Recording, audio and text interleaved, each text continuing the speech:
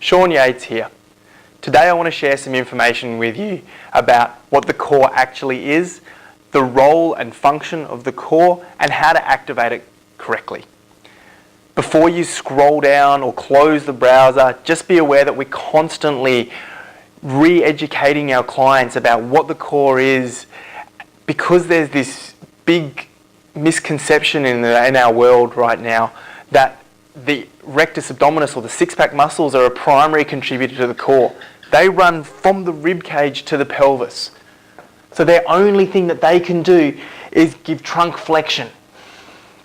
This is not positive in our exercise. This is not part of our day-to-day activities. This is not functional at all.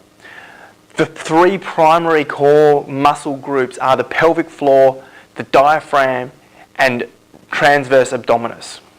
Their role is to provide structural integrity via intra-abdominal pressure. If you can imagine them looking like a can of baked beans, so the pelvic floor being down the bottom here as the base, the diaphragm being up the top here as the roof of the can, and then the transverse abdominus starts at our low back, at our thoracolumbar fascia, wraps around our body and joins together at the linea alba, or the line in the middle of our abdominals, deep to our rectus abdominis or six-pack muscles. These together provide a tight cylinder which allows us to create intra-abdominal pressure and create tension which will support our spine. Our spine is supported not by compression. So we don't build our spine like a brick wall. So we don't have vertebrae all the way up. We have vertebrae, disc, and around those discs is muscles that support our spine. We can think of our spine like a suspension bridge. So when one part moves, another part must give, but we must maintain tension throughout. Our core acts like this tensegrity ball. So as we increase the tension, we resist movement and are able to move. If we had pieces touching each other, this is when injury occurs. The beauty about the tensegrity ball, or having tension through our muscles of our core, is that it returns to its normal or natural shape after we've used what we're doing, so we don't get any injuries.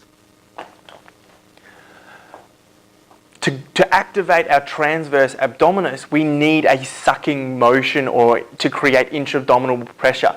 So what we need to do is pull our belly button in towards our spine to create this intra-abdominal pressure.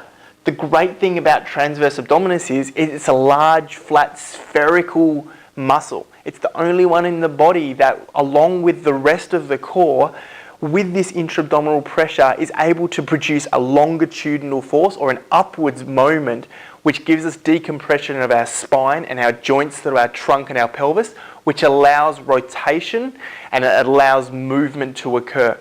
Without this structural integrity, we get compression of the spine and joints, which leads to early degeneration, which leads to potential injury or even definite injury.